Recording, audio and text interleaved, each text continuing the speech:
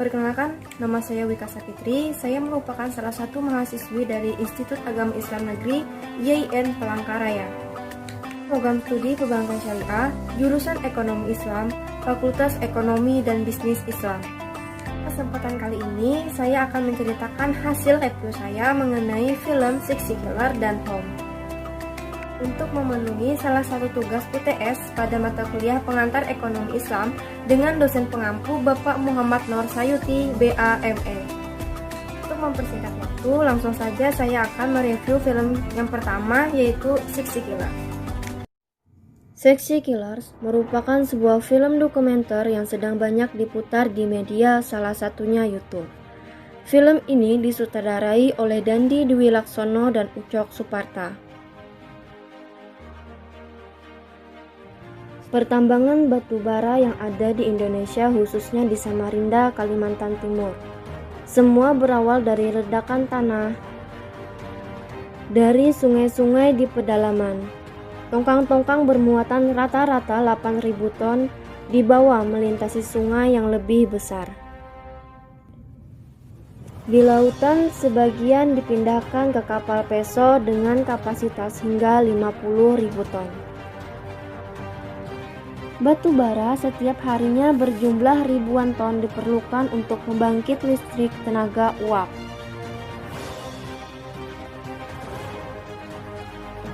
Masyarakat di kota Samarinda mengeluh karena sulit mendapatkan air bersih, di mana pertambangan batu bara yang luas menyebabkan persawahan, perkebunan, dan pemukiman terganggu. Dampak lain yang meresahkan adalah lubang bekas penggalian batu bara yang harusnya lubang ini direklamasi atau ditimbun kembali, malah hanya ditutupi dengan seng-seng bekas. Antara tahun 2011 hingga 2018, tercatat setidaknya 32 jiwa melayang akibat tenggelam di bekas galian tambang. Setelah pimpinan atas berkuasa dan berhasil untuk penggalian batu bara, mereka semua tidak bertanggung jawab untuk mengembalikan tanahnya seperti semula. Beralih ke Jawa Tengah, Kabupaten Batang, sebuah tenaga uap atau PLTU sedang dibangun, tetapi dengan cara merampas sawah milik warga.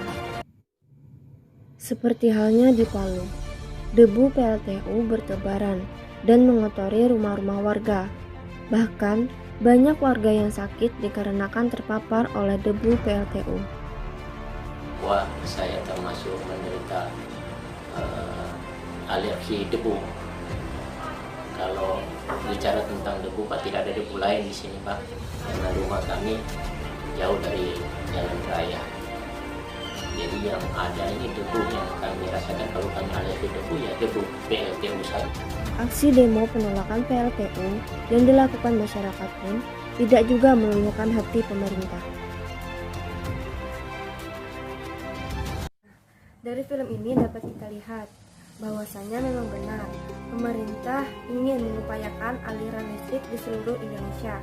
Akan tetapi pemerintah masih sangat kurang dalam memperhatikan kesejahteraan bahkan keselamatan bagi mereka. Mungkin itulah singkat cerita dari Sexy Killer. Selanjutnya saya akan mereview film yang kedua, yaitu Home. Film Home merupakan film dokumenter yang disutradarai oleh Yann Arthus Bertrand. Film ini dirilis pada tahun 2009. Film dokumenter ini menceritakan tentang perubahan lingkungan global yang terjadi seiring perkembangan peradaban manusia dari masa lalu, sekarang maupun yang akan datang.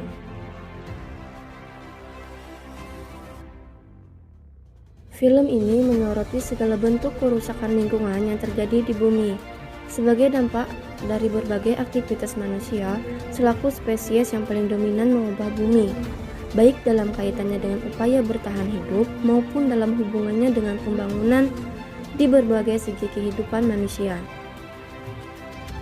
Berbagai aktivitas manusia yang mengancam kelestarian lingkungan di seluruh belahan dunia, entah itu di darat, laut, dan udara, serta perkembangan populasi manusia yang begitu pesatnya juga tidak luput dari ulasan narasinya. Keberadaan air dan tumbuh-tumbuhan inilah yang menjadi awal perkembangan peradaban manusia. Manusia mulai menerapkan sistem pertanian dalam memenuhi kebutuhan pangan, dan mulai memproduksi makanan dalam jumlah besar untuk memenuhi kebutuhannya. Ditambah lagi, semenjak ditemukannya minyak bumi, gas alam dan batu bara sebagai bahan bakar, peradaban semakin berkembang sangat cepat. Di film ini juga dijelaskan bagaimana manusia semakin banyak yang berpindah ke kota, sehingga menyebabkan populasi kota yang semakin meningkat, hingga mencapai keadaan kritis, di mana ketersediaan pangan tidak sebanding dengan pertambahan populasi manusia. Untuk memenuhi kebutuhan pangannya, manusia secara praktis memproduksi daging sebagai sumber makanan secara besar-besaran.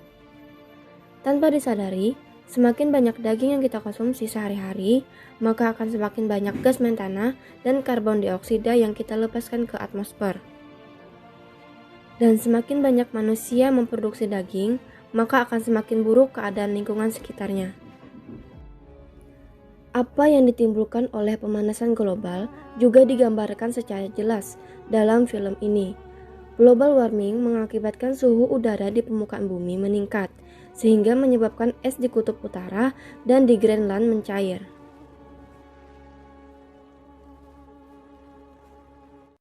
Di film ini dipaparkan bahwa manusia kini masih mempunyai persediaan setengah dari hutan dunia, ribuan sungai, danau, spesies hewan dan tanaman yang masih bertahan dan tumbuh subur pada daerahnya masing-masing.